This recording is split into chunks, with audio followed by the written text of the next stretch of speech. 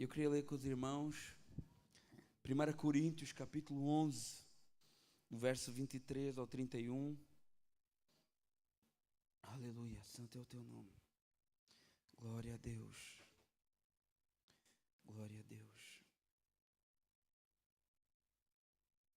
E a palavra do Senhor diz assim para nós. É um texto que nós já lemos muitas vezes, quase todos nós sabemos de cor.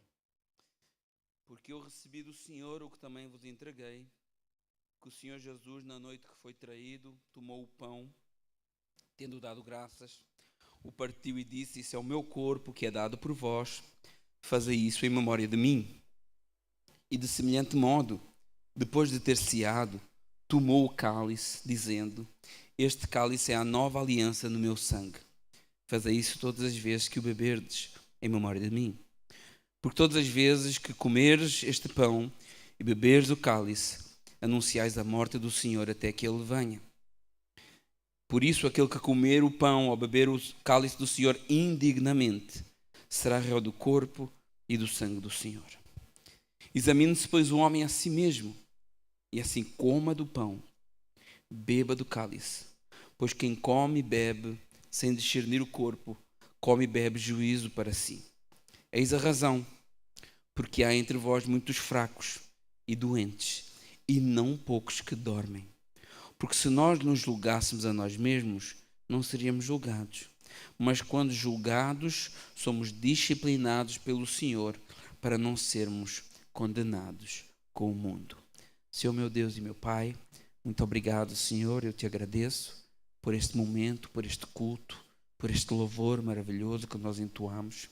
Que o Senhor possa ter recebido, ó Pai, como um cheiro suave, essa adoração da tua igreja. Pai, que a gente possa neste momento ser confrontados pela tua palavra. Que o teu Santo Espírito, que é o único que convence do pecado, da justiça, do juízo, que esse Santo Espírito possa falar no coração de cada um que aqui está. Pai, a tua palavra vai ser pregada. Que tu venhas a ser engrandecido e exaltado neste lugar, para a honra e para a glória do teu santo nome, em nome de Jesus. Amém. Irmãos, podem sentar. Graças a Deus, por mais um momento de podermos estar participando da ceia do Senhor. Eu li o texto da ceia. Não é que nós vamos passar já para o momento da ceia, ainda tem pelo menos uns 45 a 50 minutos até lá. Mas, ao contrário do que normalmente nós costumamos fazer, pregações mais expositivas, que a gente lê um texto e expõe versículo a versículo. Hoje eu queria falar sobre esse tema. Hoje eu queria fazer uma pregação temática. Eu queria falar sobre esse tema tão importante da vida da igreja, que é a ceia do Senhor e também o batismo. O batismo e a ceia do Senhor são ordenanças do Senhor Jesus para a sua igreja. São os sacramentos que nós temos que cumprir, São ordenanças. E essas ordenanças são sinais visíveis de uma graça que é invisível.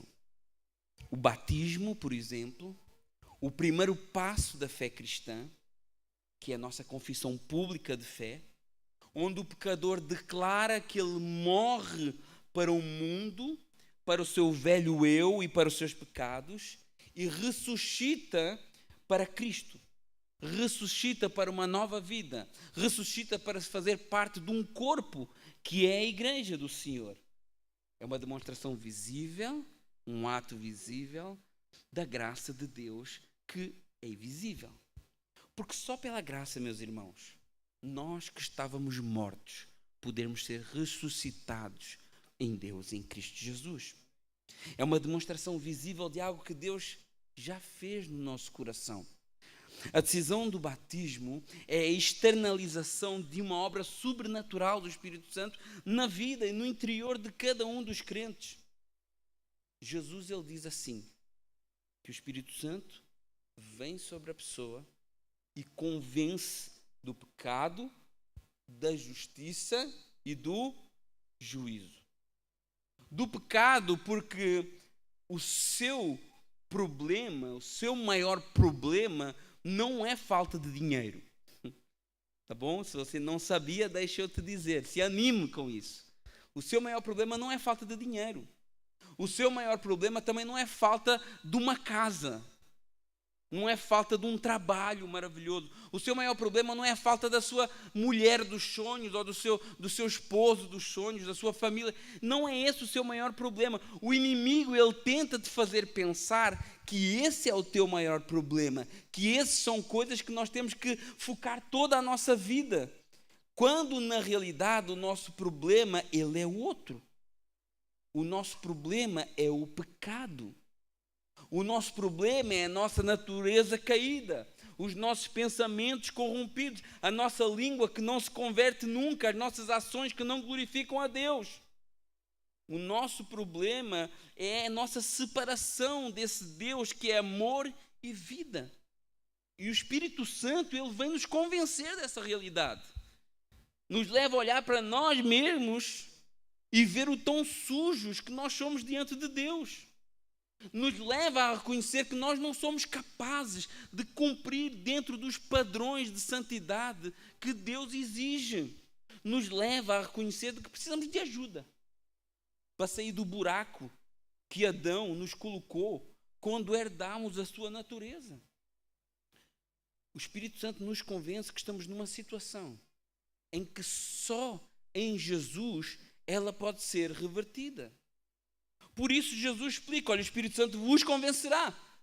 Ele diz assim, ele vai vos convencer do pecado. Por quê? Porque vocês não creem em mim. E o Espírito Santo, ele nos mostra o problema, mas ele nos aponta a solução desse problema, que é Jesus. Por isso ele nos convence também da justiça, dessa justiça que foi aplicada em Jesus por nós. Porque essa justiça foi aceita pelo Pai. Ele diz, explicando esse versículo, diz, da justiça, porque eu vou para o Pai e não me vereis mais. O que é que Jesus está falando aqui? Olha, o que eu fiz foi aceito por Deus. O que eu fiz foi suficiente. O que eu fiz foi perfeito. O que eu fiz agradou o Pai. O que eu fiz pagou toda a dívida que a humanidade tinha. E a prova disso é que aquilo que Jesus fez resultou em vida e comunhão com Deus, aprovação. E o que Adão fez resultou em morte e afastamento de Deus, reprovação. E o homem é dado a escolher, eu quero viver segundo quem? Segundo aquele que foi reprovado ou segundo aquele que foi aprovado por Deus? Eu quero viver segundo essa carne contaminada que eu herdei de Adão, ou quero viver segundo o Espírito que nos foi dado por Jesus? Sabendo que o juízo já está decretado. Jesus continua, do juízo, porque o príncipe desse mundo está julgado. Existe um castigo, meus irmãos, existe uma condenação, existe um inferno, existe um lago de fogo e enxofre. Não foi feito para nós, foi feito para o príncipe deste mundo. Não foi um lugar feito para os homens, mas é um lugar real. E aqueles que quiserem seguir esse príncipe do mundo seguirão o príncipe do mundo para o destino que ele vai ter nesse lago de fogo e enxofre. Irmãos, o Espírito Santo trabalha todas essas realidades na nossa vida. Nós somos pecadores. Jesus fez justiça por nós, foi aceito por Deus. E fora dessa justiça de Jesus só existe condenação. O Espírito Santo trabalha e só pelo Espírito Santo para entender essas coisas. Posso pregar muito bem, posso ter a melhor oratória, pode ser o mais convincente do mundo. Se o Espírito Santo não toca no teu coração para essa realidade, é vão, é um ritual vazio, é algo sem interesse. Somos pecadores, mas temos um Salvador. Somos falhos, irmãos, sou falho, aleluia, mas eu tenho uma pessoa que me salvou. Eu tenho alguém que perdoa o meu pecado, ele que morreu por isso, por mim. Aleluia, aleluia, glória a Deus. Mas se não for o Espírito Santo, nada disso que eu possa estar a dizer para ti é interessante, porque são realidades espirituais, não são realidades físicas, carnais. São realidades espirituais. E porque são realidades espirituais, o homem natural não consegue entender as coisas espirituais. Não é o que Paulo diz? Mas quando o Espírito te envolve, quando você é tomado pelo Espírito Santo, quando você entende isso espiritualmente no seu interior, quando o Espírito Santo faz entender tudo isso que eu falei aqui, então você não tem dúvidas. Você faz assim, não, eu preciso. Que é isso? Quem é esse? O que é que se passa comigo? Eu preciso tomar uma atitude na minha vida. E essa atitude é esse reset que nós damos descendo às águas do batismo. Não é? Quando eu reconheço e confirmo publicamente aquilo que Jesus fez em mim, aquilo que Ele despertou em mim, e a minha necessidade de fazer um reset ao velho homem, de apagar, de matá-lo e de começar uma nova vida nele. Aleluia. Eu não tenho dúvidas nisso. Esse é o recomeço da nossa nova vida. Esse é o primeiro passo da fé cristã. É o primeiro passo visível da fé cristã. E eu vou dizer algo com muito temor. Eu vou completar esse pensamento, mas eu vou dizer algo com muito temor para a igreja. Eu não sei a vida das pessoas que aqui estão, mas, irmãos, quem despreza o batismo, despreza Jesus. Quem despreza o batismo, despreza a possibilidade que Jesus nos deu de ter essa nova vida, de tomar essa atitude em direção a Ele. Quem despreza o batismo nem pode ser chamado de irmão. É pesado isso, mas é uma verdade. Quem despreza o batismo não se converteu. Quem despreza, atenção que eu estou falando de desprezar. Quem despreza o batismo nem faz parte do corpo de Cristo. Porque o batismo é uma manifestação visível de uma graça invisível. E atenção que eu disse despreza, porque eu sei que tem pessoas que não se batizaram, às vezes até por protocolo da igreja, né? Tem que fazer o cursinho do batismo, porque tem que fazer uma série de coisas aí, né? Porque não tem lugar para batizar, porque tem uma data lá na frente, a data não chegou ainda. Ok, são situações diferentes, mas aquele que recebeu Jesus, que foi convencido pelo Espírito Santo e que entendeu o que Jesus fez por ele, o seu desejo é obedecê-lo e descer às águas e afirmar nessa atitude: olha, eu sou uma nova criatura, eu tenho um novo dono agora. O desejo de obedecer a Jesus, não porque as águas do batismo elas salvam ou santificam, não, mas porque as águas do batismo são testemunho público da tua salvação, da tua santificação. Entende que o batismo não é a causa da salvação, mas é a consequência da salvação. A minha identificação com Jesus, na sua morte, quando eu deixo, e na sua ressurreição, quando eu subo. Como é importante as pessoas entenderem essa necessidade desta nova vida em Cristo, confirmada pelo batismo. Porque se não for para viver para Jesus, então foi só um banho de água fria. Será que muitos aqui não tomaram só um banho de água fria? Porque fica ruim, né? Passar o pão e não pegar no pão. O irmão começa a olhar. Porque o meu amiguinho batizou, eu vou batizar também. Porque o pastor falou que eu tenho. Irmão, não faça nada movido por isso que eu falei agora, porque tudo isso é vão, é vazio, é um banho.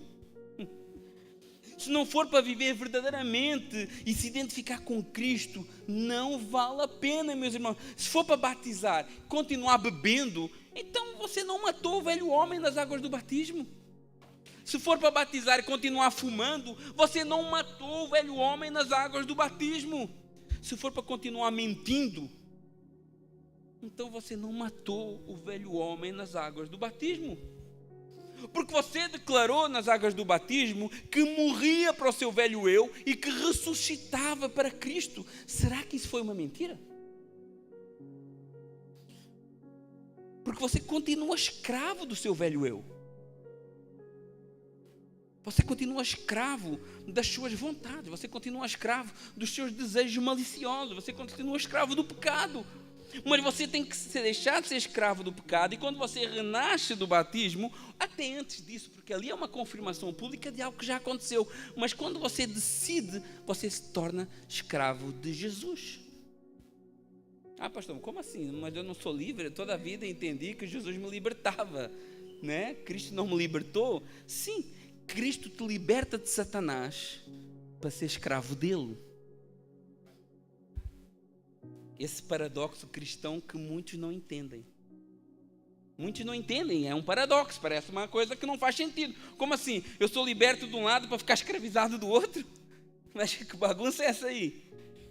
Somos ao mesmo tempo livres e servos. O Evangelho, ele te liberta da tirania do pecado, mas ele te liberta para te vincular ao senhorio de Cristo.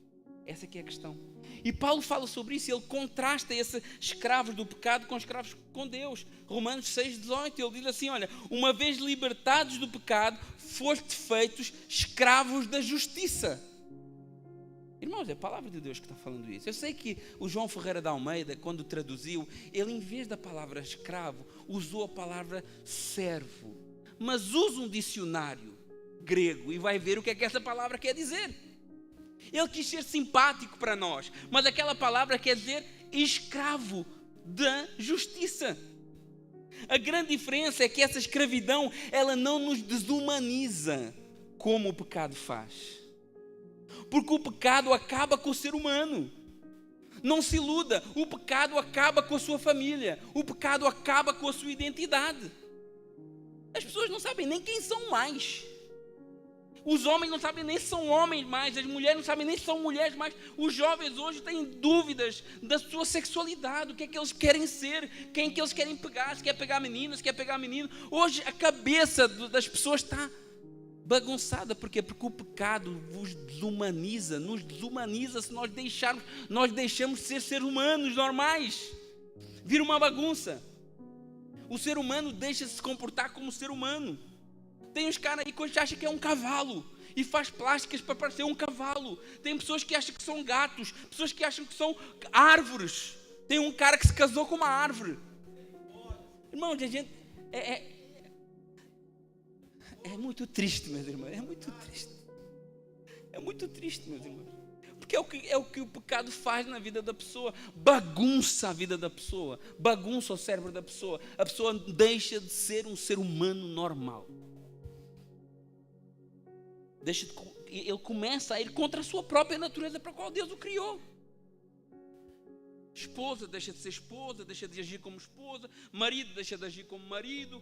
É uma bagunça. As crianças deixam de ser tratadas como crianças. Hoje em dia as crianças mandam nas casas, mandam nos pais, fazem o que querem. E é assim que está hoje, infelizmente, por culpa de uma coisa: do pecado. Uma bagunça que ninguém entende nada. Mas isso não é só lá fora, meus irmãos. Não pensem que é só lá fora. Não pensem que as famílias disfuncionais são só lá fora. Tem muita família disfuncional dentro da igreja. Família disfuncional não é família em que duas mulheres se casam. Família disfuncional é família que não funciona. Por isso é disfuncional. Não funciona. As pessoas não sabem o seu papel dentro da família. A mulher não sabe o seu papel, o marido não sabe, o jovem não sabe, a criança não sabe. É uma bagunça que está todo mundo andando à deriva, ao vento. Mentira, ganância, soberba, tudo isso desfigura a imagem das pessoas. Faz com que as pessoas sejam o que na realidade não são. E pessoas que deixam de ser humanas também começam a olhar para os outros com um olhar desumano. Porque o pecado, mudando quem tu és, ele muda também a maneira como tu vês o teu próximo. Porque tu mentes, então tu achas que todo mundo mente também. Porque tu roubas e achas que todo mundo rouba também. Porque tu tens inveja e achas que todo mundo tem inveja de ti. Tu és soberbo, mas achas que todo mundo é soberbo. Tito, capítulo 1, verso 15, é um texto tão impactante quando Paulo fala para Tito: olha, Todas as coisas são puras para quem é puro, mas para quem é impuro e descrente, nada é puro, porque tanto a mente como a consciência estão corrompidas. O pecado é uma escravidão que desumaniza as pessoas. Agora, por outro lado, a escravidão de Jesus, ela não nos desumaniza, ela nos restaura. Ela nos faz filhos de Deus. Ela nos faz amigos de Deus. Ela nos faz participantes da noiva, do corpo, das promessas, da herança. Ela nos dá a vida eterna. Então, se é para ser escravo, eu prefiro ser escravo de Jesus. Porque só tem essas duas hipóteses. Ou você é escravo de Jesus, ou você é escravo de Satanás. Cristo nos liberta do pecado para nos vincular à justiça. E isso é um paradoxo. É uma liberdade, mas que tem um dono. Por isso Ele é Senhor. A palavra Senhor que nós dizemos, olha, se com o teu coração creres, né, que Deus o ressuscitou dos mortos, e com a tua boca confessares, serás salvo. Antes disso diz que toda a língua tem que confessar que Jesus é Senhor. Essa palavra Senhor, que Paulo fala em Romanos capítulo 10, verso 9, se eu não estou em erro, essa palavra Senhor significa dono. Então, toda a língua tem que confessar que Jesus é dono. Se você não reconhece que Jesus é o teu dono, então você não é apto para ser salvo. Então você tem que escolher que dono você quer, porque de todos os efeitos você vai ter um. Paradoxo, uma liberdade que tem dono. Por isso Paulo diz lá em Gálatas, né? Olha, crucificado estou com Cristo, não vivo mais eu, mas Cristo vive em mim. Livres, mas servindo. Servos, mas amigos. E principalmente, filhos de Deus. Por isso, Paulo diz, 2 Coríntios 5,17, se alguém está em Cristo, se alguém está em Cristo, nele, alicerçado, acorrentado a Ele, se alguém está em Cristo, nova criatura é. E as coisas velhas se fizeram novas. Em Cristo, de quem nós temos sido servos. De quem você tem sido servo? Pensem, depois desse panorama, quem tem sido servido por você? Examine a sua vida, porque a proposta da ceia é examinar-se o homem a si mesmo. Eu examino a mim mesmo. E não pensem que é porque eu sou pastor de uma igreja que às vezes também não posso errar, que essa palavra também não é para mim. Ela fala comigo primeiro, aliás, ela falou comigo da meia-noite até às 6:30 da manhã. Quem você tem servido? Quem tem sido o seu dono? Quem tem sido o nosso dono? De quem temos sido servos? Porque no dia que nós descemos as águas do batismo, nós declaramos que Jesus era o nosso Senhor dali para a frente. Todos declararam isso, eu acredito, nas águas do batismo. Não pode haver vícios. Não pode haver pecados de estimação. Não é uma chamada à perfeição, atenção. Mas é uma chamada ao arrependimento e à mudança. Não há ninguém perfeito aqui. Nós caminhamos para essa perfeição. Essa perfeição vai acontecer um dia. Quando nós deixarmos esse corpo caído, corrompido, e Deus nos der um corpo glorificado, aí vamos ser perfeitos, mas até lá nós estamos caminhando para essa perfeição. Aleluia. Então não pode haver vícios, mas pecados de estimação, porque os vícios são os senhores da nossa vida. E Jesus não nos divide com ninguém. 2 Pedro capítulo 2, verso 19, coloca aí por favor, nós vamos ler até o 22. 2 Pedro capítulo 2, verso 19, diz assim, porque, eu vou começar da parte B, pois todo aquele que é vencido, fica escravo do vencedor. Olha o que é que Pedro está dizendo aqui, verso 20, portanto, se depois de terem escapado das contaminações do mundo, mediante o conhecimento do Senhor e Salvador Jesus Cristo, e se deixam enredar de novo e são vencidos, torna-se o seu último estado pior que o primeiro. Pois melhor lhes fora nunca terem conhecido o caminho da justiça do que conhecê-lo, voltarem para trás, apartando-se do santo mandamento que lhe foi dado, como lhes aconteceu o que diz o adágio, o ditado verdadeiro: o cão volta para o seu próprio vômito e a porca lavada voltou a revolver-se na lama.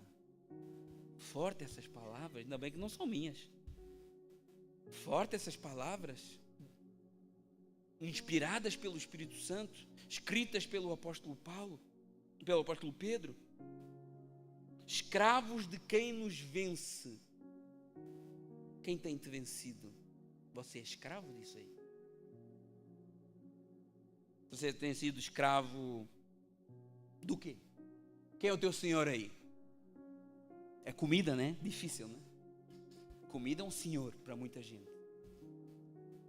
A comida tem sido o teu senhor, o cigarro tem sido o teu senhor, a pornografia tem sido o teu senhor, a mentira, a vaidade, a ganância. O que é que tem sido o teu senhor que está te vencendo? E como está te vencendo, você é escravo disso. Quem é teu senhor, meu irmão, minha irmã? O senhor que muitos têm adotado e que vai tirar a tua humanidade, que vai acabar com a tua vida, que vai acabar com a tua família e te afastar de Deus. Você pensa que é só um cigarrito? Você pensa que é só um cupito? É só uma mentirinha? É um povo que mente assim, desnecessário. É só um vídeo que eu vi. Então, se é só isso, deixa. Se é só isso, larga. Faça um teste para ver se é só isso mesmo. Se você conseguisse abrir os olhos espirituais, você veria as correntes de Satanás agarrando a sua vida. Essas coisas. Mas graças a Deus que existe um que quebra todas as correntes. Existe um Senhor que não quer tirar a tua humanidade. Existe um Senhor que quer te colocar num lugar de glória. Existe um Senhor que quer nos libertar de tudo que nos destrói. E este Senhor é Jesus. Mas Ele tem que ser teu Senhor. Ele tem que ser nosso Senhor. Esse é o Senhor que vale a pena servir. Este é o Senhor que vale a pena ter. O dono que vale a pena ter. O Rei ao qual vale a pena nós nos prostrarmos. Talvez até hoje você tenha se prostrado diante de outros reis, do inimigo. Mas hoje é dia de nos prostrarmos diante do Rei dos Reis e Senhor dos Senhores. Até hoje você tem caminhado talvez para a morte, alguns aqui, mas a partir de hoje você pode caminhar para a vida eterna. Mas para isso, temos que mudar de Senhor. A partir de hoje você pode ser raça eleita, sacerdócio real, nação santa, povo de propriedade exclusiva de Deus, para proclamar as virtudes daquele que vos chama das trevas para a luz. Existe misericórdia em Jesus. Existe misericórdia em Deus para as nossas vidas. Existe graça de Deus para as nossas vidas, meus irmãos.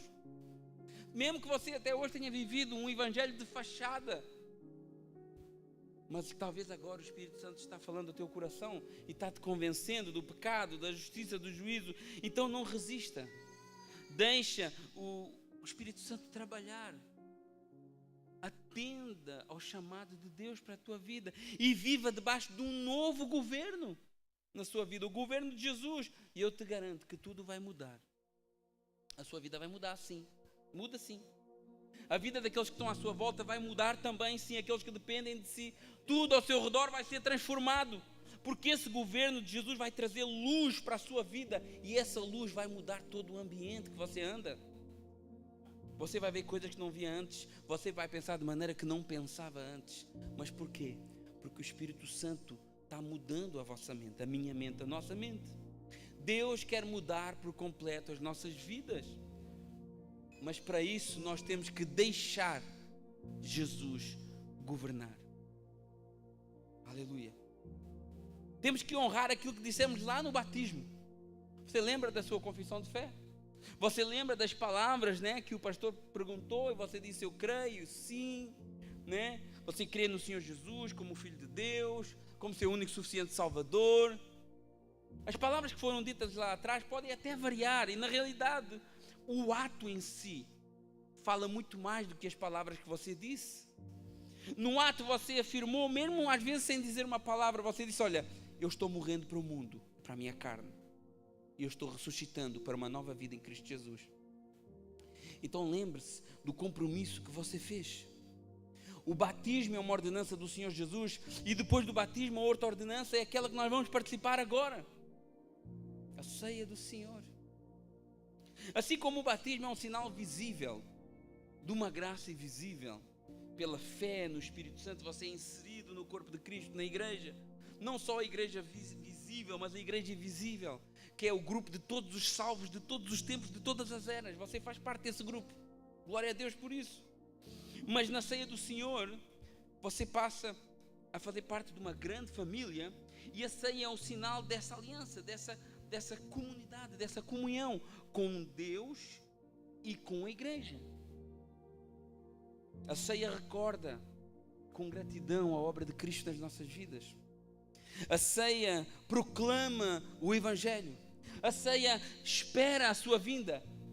Na ceia a igreja é nutrida como um só corpo. Então, assim como o batismo é muito mais do que um banho, a ceia é muito mais do que pão e sumo de uva ou vinho. É tempo de recordar. Jesus falou assim: façam isso em memória de mim. Olhar para a cruz, olhar para o sacrifício que Jesus fez por nós, olhar para os seus ensinamentos, olhar com gratidão. Será que somos gratos por aquilo que Jesus fez por nós? Será que você encara esse momento como um ritual ou como uma oportunidade de expressar a sua gratidão a Deus? Houve alguém que falou aqui hoje, né? Olha de onde que o Senhor nos tirou. Olha o que é que o Senhor fez por nós. Olha o que é que nós éramos, onde Ele nos colocou. E Ele fez isso por graça. Ele não fez isso porque eu merecia, porque eu era bom, porque nós apertámos os botões corretos. Ele fez isso porque Ele nos amou primeiro. Salmo 40, verso 1 e 2 diz: olha, Ele tirou-me de um poço de perdição, de um charco de lodo, colocou os meus pés sobre uma rocha, firmou os meus passos, me pôs nos lábios um cântico novo, um hino de louvor a Deus, e muitos verão coisas e temerão e confiarão no Senhor. Será que existe esse cântico novo nos seus lábios? Será que os seus pés estão firmados nessa rocha? E que muitos olham para si e veem e glorificam a Deus? Salmo 113, 5 e 8 diz: quem há semelhante ao Senhor nosso Deus, cujo trono está nas alturas, que se inclina para ver o que é que se passa no céu e sobre a terra. Já pensou nesse texto? Deus se inclina para ver o que passa no céu. Está acima de todas as coisas, meus irmãos. Aleluia. Mas esse Deus que se inclina para ver o que é que se passa no céu, no verso 7 do Salmo 113 diz que Ele ergue do pó o fraco e das cinzas o necessitado e o faz sentar ao lado de príncipes. Aleluia. Esse é o Deus que você serve. Se isso não é razão para ser grato a Deus, que mais? Nós não tínhamos nada e o Senhor nos deu um reino por herança. Um dia você vai sentar sobre um trono nessa terra. Um dia você vai reinar com Cristo nessa terra. Hoje você pode não ver, mas lá na frente você vai ser glorificado. Nós seremos glorificados juntos. E tudo isso só aconteceu porque Jesus se humilhou e sofreu aquilo que nenhum de nós podia sofrer. Seja grato. Seja grata a Deus pelo Senhor Jesus, que antes da fundação do mundo já tinha o seu nome escrito no livro da vida. Já pensou nisso? Já pensou nesse amor de Deus? Que lá atrás Ele já sabia tudo. Ele já apontava o seu nome. Eu sei que a Bíblia usa muita linguagem simbólica, mas eu gosto às vezes de me transportar para o texto. Imagine Deus, né? Esse Deus que é nosso Pai, esse Deus que nos ama, que a Bíblia diz que nos ama mais do que uma mãe que amamenta um filho. Alguém aqui amamenta? Está amamentando? Pensa assim: Deus te ama mais do que aquilo que tu amas o teu filho que estás a amamentar. Se isso não é algo grandioso, se isso não é algo maravilhoso, e esse Deus que é nosso Pai, eu imagino Ele escrevendo o nome. Eu sei que isso é uma linguagem simbólica, mas imagina Ele escrevendo o nome. Ele escreveu lá: não, Fernando, vou escrever Fernando, como Ele me adora, como Ele me louva. Aleluia. Imagina Deus. escrevendo o nome, olha, do Danny. Como ele é dedicado à minha casa, à minha obra, como ele se esforça. Imagina esse ato de amor de Deus, escrevendo o nosso nome, cada um de nós aqui. Imagina o amor de Deus, como deve ser prazeroso para Ele. Como deve ser prazeroso, e a Bíblia diz que Lucas 15:10 tem um texto muito interessante, porque nós dizemos que os anjos fazem festa no céu quando um pecador se arrepende, mas a Bíblia não diz isso. Lucas 15:10 diz assim: eu vos afirmo que de igual modo, repara bem no que é que a Bíblia está escrito, está dizendo, há júbilo diante dos anjos de Deus por um pecador que se arrepende. Você sabe o que a Bíblia está dizendo aqui? Que quem faz a festa não são os anjos, quem faz a festa é o próprio Deus diante dos anjos. E isso, não sei se já repararam, isso vai de acordo com o que Jesus está falando. Ele fala aqui de 3 parábolas: da ovelha perdida, do pastor que deixa as 99 para ir atrás de uma única ovelha, e quando ele acha essa única ovelha, ele vem com ela no colo, se jubilando, se alegrando, e chama todo mundo para comemorar com ele. Depois ele fala de uma mulher que perdeu uma dracma, que nem é uma moeda de grande valor, um dia de trabalho. Ok, um dia de trabalho é um dia de trabalho. Mas ela perde uma dracma na sua casa, ela varre a casa toda, arruma a casa toda, e quando acha essa dracma, ela chama as amigas para comemorar com ele. E depois ele fala do filho pródigo, esse filho que pede a sua parte da herança, que abandona o pai, que rejeita o pai, que rejeita as coisas do pai, que rejeita os conselhos do pai, que rejeita o amor do pai, como alguns de nós também fazemos. Mas que lá no chiqueiro, o Espírito Santo toma lá. Lá no chiqueiro, o Espírito Santo vem sobre ele e ele lembra-se: calma aí, mas eu tenho um pai. Eu tenho um pai que me ama com um amor tão grande, e esse pai tem tudo lá à minha disposição. Aleluia. E quando ele volta para a casa do pai, o pai faz uma festa. Ele volta cheio de dedos, né? Eu vou dizer que isso, eu vou dizer aquilo. Mas quando ele chega lá perto do pai, o pai não quer saber de nada. O pai abraça, dá um beijo no pescoço, coloca uma sandália, coloca roupa, coloca aliança, mata um bezerro, faz uma festa e chama todos para se alegrarem. Esse é o nosso Deus. Aleluia. Aleluia. Comigo e consigo não foi diferente, meu irmão, minha irmã. Nós estávamos perdidos, desgarrados, confusos e mortos, mas o seu nome já estava no livro da vida. Aleluia. E se o seu nome está no livro da vida, ninguém pode o tirar de lá. Aleluia. Ele já sabia que nos ia encontrar. Ele já sabia que um dia estaríamos à mesa junto com ele. Você talvez não imaginava que um dia estava em Ponto-Combo, na França, 8 mil, 10 mil, 7 mil quilômetros de distância, participando na mesa com Jesus Cristo. Mas isso é as coisas que Deus faz, meus irmãos. Aleluia. Depois de uma jornada evangelística em que Jesus manda 70 discípulos para pregar o Evangelho, e eles chegam todos animados.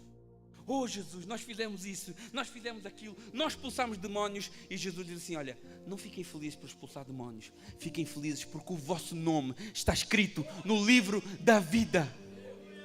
É isso que nos tem que alegrar, é isso que nos tem que motivar. E nós devemos participar da ceia com esse sentimento de gratidão a Deus, do privilégio de sermos salvos em Cristo Jesus. Recordar com gratidão, participar juntos em comunhão.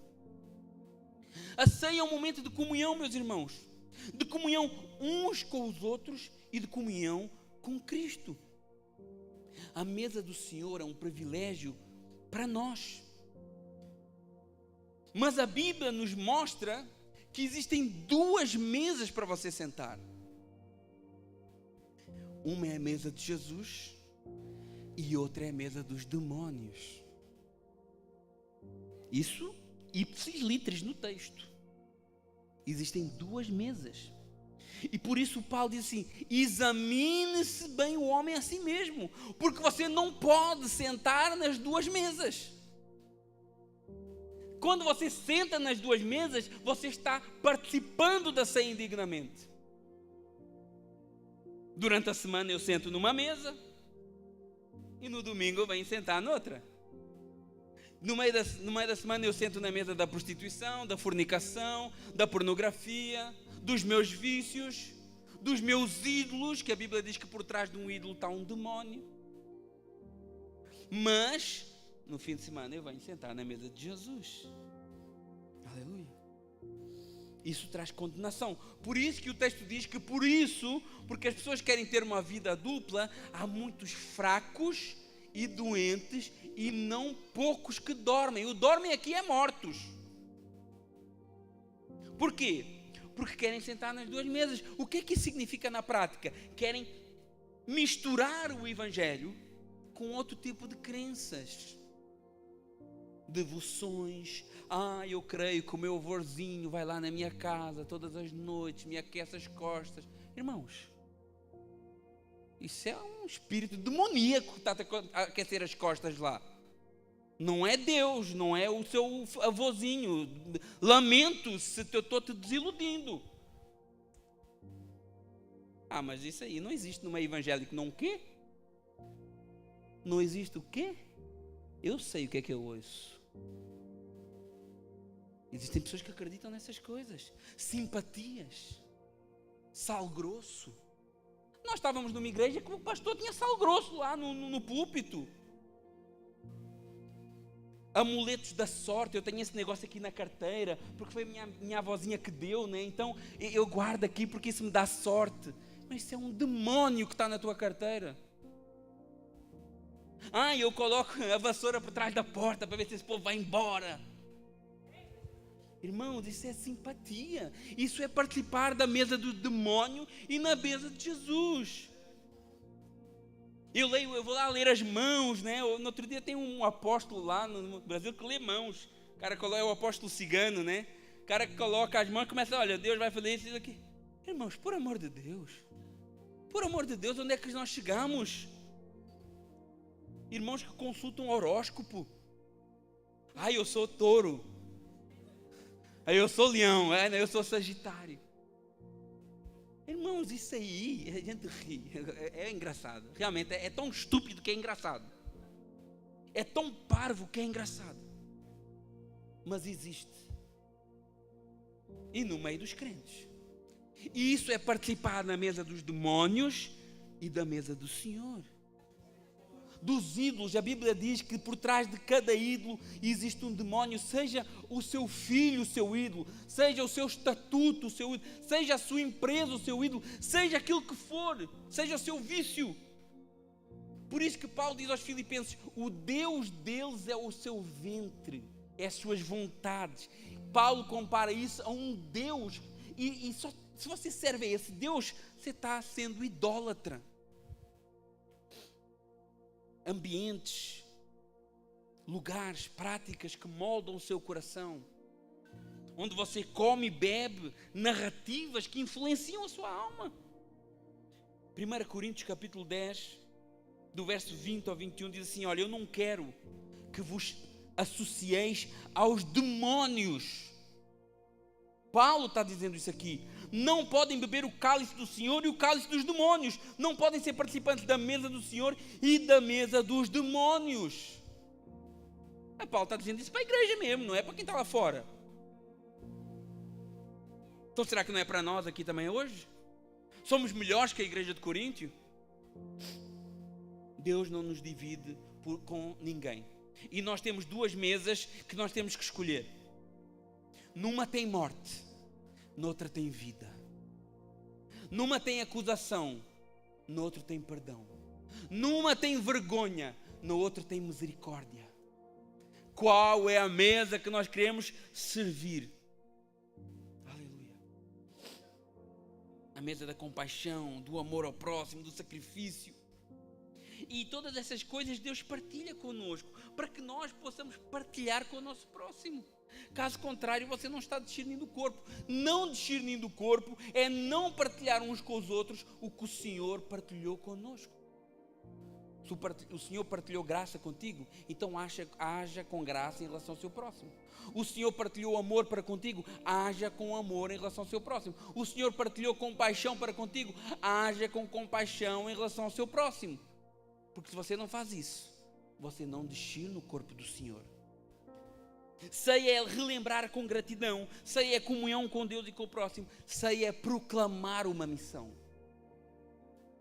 O que é que diz lá? 1 Coríntios 11, 26. Porque todas as vezes que comeres este pão e beberes o cálice, anunciais a morte do Senhor. A nossa comunhão é o púlpito onde cada um de nós prega. Já pensou nisso? Quando nos unimos neste momento, estamos pregando com esse ato, com essa comunhão, com essa grande obra do Senhor. Vocês sabem qual foi a pregação mais marcante da história desta igreja? É aquela que nós fazemos todo o primeiro domingo do mês. Mas não é pregada aqui no púlpito por mim. É quando todos pregamos, tomando juntos o pão e o vinho. Você está pregando algo. Quando nós tomamos o pão e o vinho, juntos em unidade, nós estamos declarando para o universo espiritual, para as hostes, para os demónios, para os anjos, para todos, nós estamos declarando: nós somos de Cristo. Jesus nos comprou. Jesus derramou o seu sangue sobre nós. Jesus nos resgatou da morte para a vida.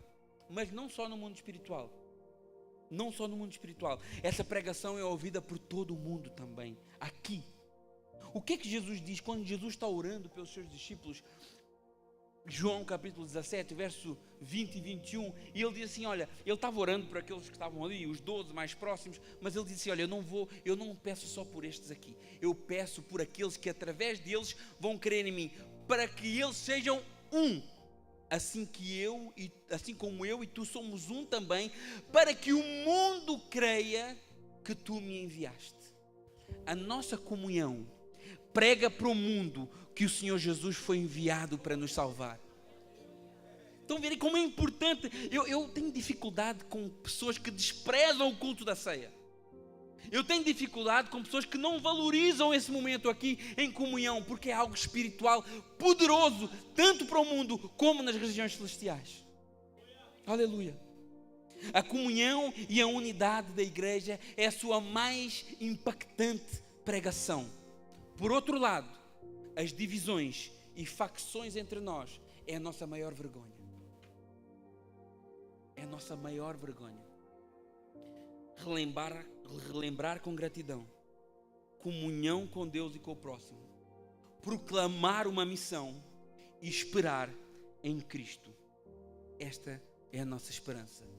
Essa é a nossa abordagem em relação à ceia. Toda a ceia do Senhor pode ser a última ceia aqui na terra. Você está tomando aqui, não sei se a gente vai ser arrebatados até lá, mas se a gente tomar hoje aqui, ela pode ser a última. Porque quando Jesus voltar, acabou a ceia aqui. Mas começa a ceia lá, no céu. Por isso que Jesus fala assim, olha, Paulo fala assim, até que Ele venha. Mateus 26, 29 diz, olha, eu vos digo, Jesus falando, que desta hora em diante, não beberei mais deste fruto da videira, até ao dia que eu vou beber de novo convosco no reino do meu Pai. Jesus fez uma promessa para nós, meus irmãos. E tudo o que Deus prometeu tem-se cumprido. Tudo o que o Senhor prometeu na sua palavra pelos profetas tem-se cumprido. Então creia que esta também vai se cumprir. É engraçado, né? A Bia leu a parábola das 10 virgens, né? E é curioso um detalhe, que todas as 10 dormiram. Todas as 10 estavam dormindo. Todas as 10 desfaleceram ali na sua vigilância. Mas havia 5 que tinham azeite extra. Havia 5 que tinham a presença do Espírito Santo de uma forma plena. Irmãos, irmãs, se não for o Espírito Santo na nossa vida, nos convencendo, nos guiando, nos trazendo para Cristo, nada vale a pena. Jesus não voltou por misericórdia, porque alguns têm brincado de ser crentes. Alguns têm brincado de se batizar. Alguns têm brincado de participar da ceia. Alguns têm preferido as mesas dos demónios. Alguns têm preferido as mesas dos ídolos. Mas Deus tem sido longânimo e paciente. Mas a palavra do Senhor diz: não se engane, de Deus não se zomba. Aleluia. Que esta palavra, vamos ficar de pé. Aleluia. Glória a Deus. Santo é o teu nome. Que esta palavra, movida pelo Espírito Santo ao teu coração, possa ter um impacto real na tua vida, na tua abordagem em relação às coisas de Deus, na tua abordagem em relação a esse momento, na tua abordagem em relação à tua vida, à tua espiritualidade. Onde é que está a tua esperança? Onde é que está a nossa esperança? Está naquele carro que eu vou comprar? Naquela casa que eu estou à espera de que o banco aprove o crédito? Será que a nossa esperança está nessa escolha? E tudo isso é bom, é importante, mas é lá que está a nossa esperança? Ou a nossa esperança está no nosso Senhor e Salvador Jesus Cristo, que um dia, num abrir e fechar de olhos, virá buscar a sua igreja? Não pense que você vai ouvir a trombeta e pedir perdão a Deus e vamos subir. É no abrir e fechar de olhos. Por isso que a palavra diz assim: olha, vigiai, porque não sabeis o dia e a hora que o Senhor vem nos buscar. Só que eu sei de uma coisa: eu sei que Ele vem, e eu sei que Ele está perto. O pastor diz que Ele está perto, mas há 2000 anos que já dizia que Ele está perto. É verdade. Só que o mundo não aguenta muito mais. Nós estamos esgotando os recursos. A terra não aguenta muito mais. Se Deus não intervém, a gente se autodestrói. Então por isso que está perto. Por isso que está perto. Não se engane. O Senhor, Ele quer festejar o nosso arrependimento. O Senhor, Ele quer festejar a nossa conversão. O Senhor está de braços abertos para te receber como recebeu o filho pródigo. Talvez não tenhas levado as coisas do Senhor tão a sério, mas hoje pode ser um dia de mudança. No dia e na hora que você for pegar desse pão, pegar desse sumo de uva, faça com gratidão. Faça em comunhão, sem inimizades. Se você tem algum problema com alguém aqui da igreja, busque, dê um abraço, dê um beijo, reconcilie-se. Não deixe de participar, não se deixe participar da ceia de uma maneira indigna, não partilhando com o seu próximo aquilo que Jesus lhe deu. E faça esperando ansiosamente pelo Senhor. Quantos querem estar lá? Aleluia. Quantos querem tomar essa ceia juntamente com o Senhor lá no céu? Como é que será o pão lá? Como é que será o sumo lá? Como é que será o vinho? Tem uma palavra de Isaías, diz que o vinho lá é vinho velho, hein? O que é que Isaías quer dizer com isso? Que lá é o melhor que tem. Não vai começar a comprar vinho velho aí também, hein? Mas às vezes eu fico pensando, como será bom estar naquele momento com Jesus? Como será bom estar naquele momento e pensar assim: ainda bem que eu criei, ainda bem que o Espírito Santo me tocou, ainda bem que o Espírito Santo me alcançou, ainda bem que o Senhor me chamou.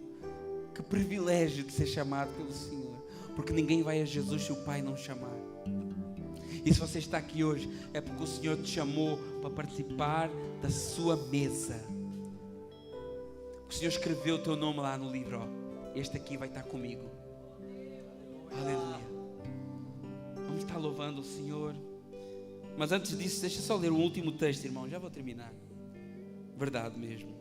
Apocalipse 19, do verso 7 ao verso 9, que relata esse grande acontecimento. E diz assim no verso 7, Apocalipse 19: alegremo-nos exultemo-nos e demos-lhe glória, porque são chegadas as bodas do Cordeiro, cuja esposa a si mesmo já se ataviou, pois lhe foi dado de vestir linho finíssimo, resplandecente e puro, que são os atos de justiça dos santos. E me falou o anjo: escreve, bem-aventurados aqueles que são chamados à ceia das bodas do Cordeiro. E acrescentou: são estas as verdadeiras palavras de Deus. Vamos louvar o Senhor.